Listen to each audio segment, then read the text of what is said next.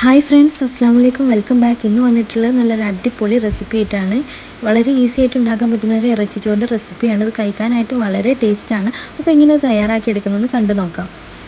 ഇതിനായിട്ട് ഞാനൊരു പാൻ അടുപ്പത്ത് വെച്ചിട്ട് നന്നായി ചൂടായതിനു ശേഷം അതിലോട്ട് ആവശ്യത്തിന് വെളിച്ചെണ്ണ ചേർത്തിട്ടുണ്ട്. ഇനി ഇതിലോട്ട് ഞാൻ സവാള ചേർക്കുന്നുണ്ട്. 3 വലിയ സവാള കട്ട് ചെയ്തതാണ്. അത് നന്നായിട്ടൊന്ന് വഴറ്റിയെടുക്കാം. ഇനി വേണ്ടത് തക്കാളിയാണ്. ഒരു വലിയ തക്കാളി കട്ട് ചെയ്തത് അതുകൂടെ ചേർത്തൊന്ന് വഴറ്റി കൊടുക്കുന്നുണ്ട്. ഇനി വേണ്ടത് പച്ചമുളകാണ്. ഒരു 3-4 പച്ചമുളക് ചേർത്തിട്ട് ഒന്നും കൂടെ വഴറ്റിയെടുക്കാം. അടുത്തതായിട്ട് ഞാൻ ഇതിലോട്ട് ചേർക്കുന്നത് ഇഞ്ചി വെളുത്തുള്ളി പേസ്റ്റാണ്. ഒരു ടേബിൾ സ്പൂണിൻ്റെ അടുത്ത് ചേർക്കുന്നുണ്ട്.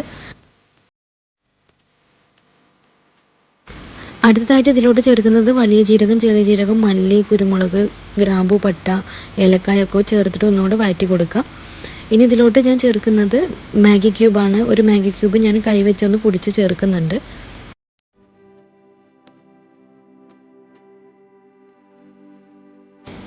അടുത്തതായിട്ട് ഇതിലോട്ട് വേണ്ടത് ചിക്കനാണ്. ഞാൻ ചിക്കൻ ചേർക്കുന്നുണ്ട്. ഇനി ചിക്കൻ ഇല്ലെങ്കിൽ ബീഫ് വെച്ച് ചെയ്യാം, മട്ടൻ വെച്ച് ചെയ്യാം. അതൊക്കെ നമ്മുടെ ഇഷ്ടം പോലെ ചെയ്തെടുക്കാം. ഇനി ഈ ചിക്കനെയും മസാലയിലൊന്ന് മിക്സാക്കി കൊടുക്കുന്നുണ്ട്.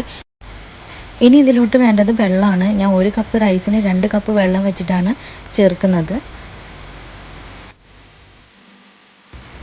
ഇനി ആവശ്യത്തിനുള്ള ഉപ്പ് ചേർത്ത് കൊടുക്കാം. ഇനി ഞാൻ ചേർക്കുന്നത് മല്ലിയിലാണ്. ഒരു കൈപ്പിടിക്കുള്ള മല്ലിയില കട്ട് ചെയ്തത് ചേർത്ത് കൊടുക്കാം. ഇനി ഒന്ന് മിക്സാക്കി കൊടുക്കുന്നുണ്ട്. ഇനി ഇത് അടച്ച് വെച്ചിട്ട് നന്നായിട്ടൊന്ന് വേവിച്ചെടുക്കാം.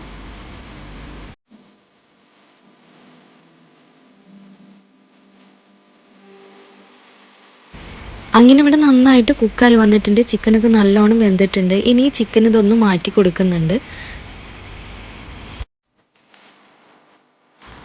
അങ്ങനെ എല്ലാ ചിക്കനും ഞാൻ മാറ്റിയെടുത്തിട്ടുണ്ട്.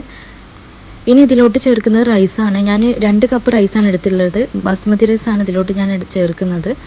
1 കപ്പ് റൈസിന് 2 കപ്പ് വെള്ളം വെച്ചിട്ടാണ് ഞാൻ ചേർത്തിട്ടുണ്ടായിരുന്നത്.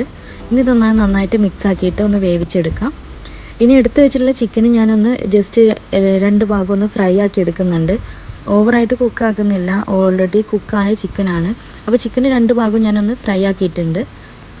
ഈ റൈസ് ഏകദേശം ഒന്ന് കുക്കായിട്ടുണ്ട്. ഇനി ഇതൊന്ന് ഇളക്കി കൊടുക്കുന്നുണ്ട്. ഇനി ഇളക്കി കൊടുത്തതിന് ശേഷം ഒന്നുകൂടെ അടച്ച് വെച്ചിട്ട് ഒരു 2-3 മിനിറ്റ് ഒന്നുകൂടെ കുക്ക് ചെയ്തെടുക്കാം. അങ്ങനെ ഇറച്ചിച്ചോറ് ഇവിടെ റെഡി ആയിട്ടുണ്ട്. വളരെ ഈസിയാണ് ഉണ്ടാക്കാൻ. അപ്പോൾ ഇന്നത്തെ വീഡിയോ ഇഷ്ടമായെന്ന് വിചാരിക്കുന്നു. ഇഷ്ടമായ ലൈക്ക് ചെയ്യാൻ മറക്കരുത്, കമൻറ്റ് ചെയ്യുക. നെക്സ്റ്റ് വീഡിയോ ആയി വീണ്ടും കാണാം. അതുവരേക്കും ബൈ.